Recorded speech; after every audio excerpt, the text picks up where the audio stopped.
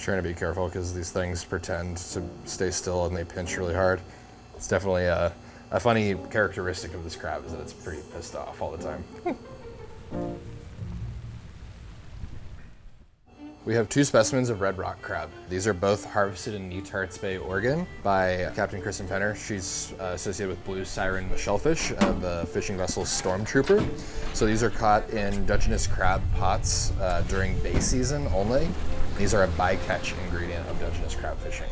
Some locals on the coast will eat these, but as far as sport and commercial goes, these are literally an untouched species. They're just a little bit harder to pick the meat out of the shell, which is the only thing I can think of as to why they're not targeted. This crab meat has like a tropical flavor to it, almost like a citrus flavor. It tastes like it was dressed with grapefruit juice. It's one of the most exotic tasting seafoods we've had anywhere. It's so nice to have a chef that's willing to use what other people would just discard and throw away.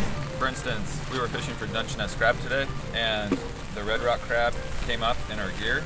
There's a lot of traditional recipes called for them. So. You know, Japan, they have, 50 different kinds of crabs you can find at a live seafood market, and here, we just kind of stick to the ones that we know work.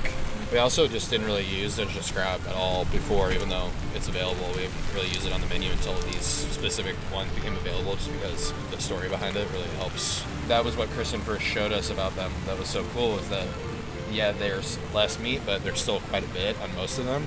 And what ends up happening is the seawater can get in the shell, and it kind of brines the meat, so the meat is way more tender and more flavorful. They both have sweet meat, but I feel like the texture of the meat is slightly different too. I think they're brinier and just richer. Yeah, the red rocks. They come up in the pots and they're like glowing jewels. They are just the most stunning.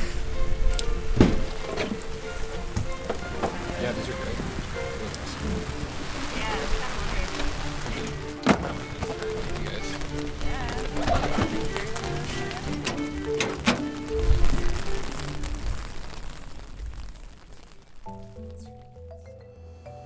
So this is a male crab here, really similar to stone crab. As you can see, the claws are almost the size of the rest of the entire body. There's a wide flap on the bottom of the female and a narrow one on the bottom of the male. Typically, all of these female crabs are filled with roe this time of year.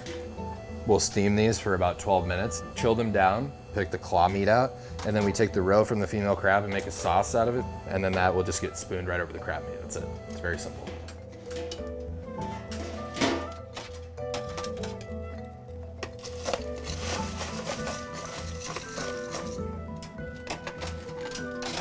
So here we have the crabs that are cooked. We just start by removing all the legs and claws. The prize of this crab is the roe from the females. So we remove the flap. The body is removed from the shell, comes right out like that. And then inside here, you can sort of just start to pull everything away, and you can see the roe right in there. Just sort of follows the shape of the shell as well. So there it comes out just like that. And then we leave this juice inside here, because that'll also be used to make the roe sauce. And then you have your crab roe, the body of the crab, flap, legs, claws. Super umami crab flavor this roe has. And you can kind of see when you clean it off, that beautiful like coral, a bright orange color.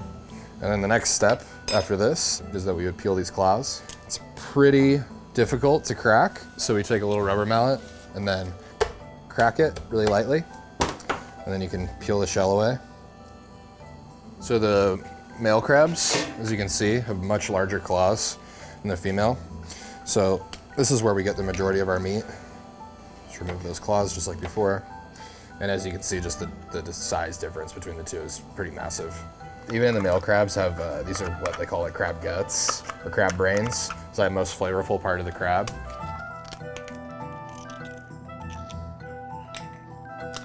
There's no real research done on how old these crabs are. And because these aren't commercially harvested, there can be some down there that have been living for a very long time.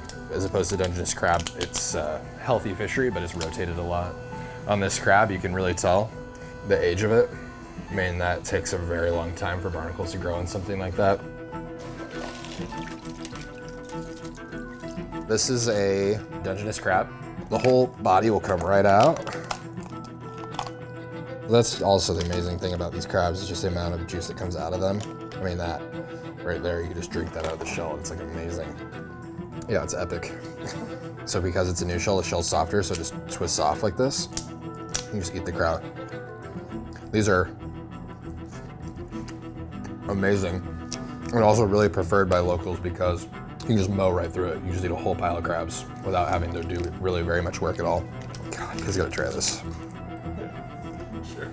We're a little bit biased here in Oregon about Dungeness crab, but it's kind of hard to find anything that beats that.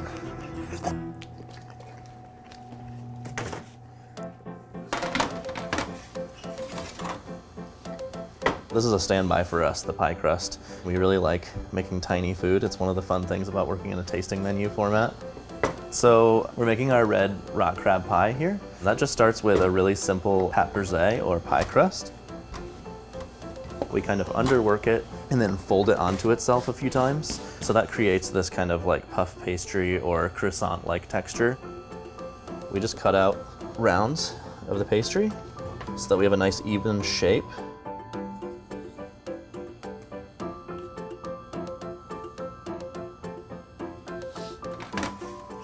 So these are our pie weights. We just use these to hold down the crust as it bakes so that it holds its shape. It's called blind baking sometimes. And then we remove those partway through the baking process so that they can finish cooking through. So this is the crab roe. So this is just the innards from the crab and the roe that have just been blended together. We're gonna mix it with some egg yolk and whisk it over a double boiler. We're gonna season this with a little bit of the garum that we make from mackerel. Let it slowly warm up, and then we'll continue to stir it more and more as it starts to thicken when it warms up. Crab roe is like a major delicacy. You usually just don't see it in the United States because it's illegal in certain fisheries to keep the female crabs. If these were to become a commercial fishery for long-term sustainability reasons, we would not harvest the female crabs. So as you can see, they just thicken right up. It lends to a really nice creamy texture similar to a hollandaise, except that we're not having to add any fat to this to thicken it. So we have that pure flavor from the crab roe sauce.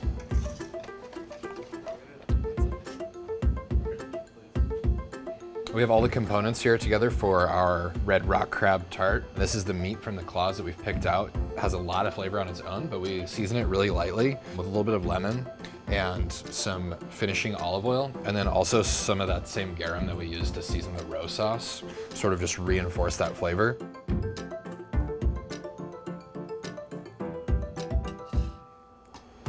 We have our roe sauce.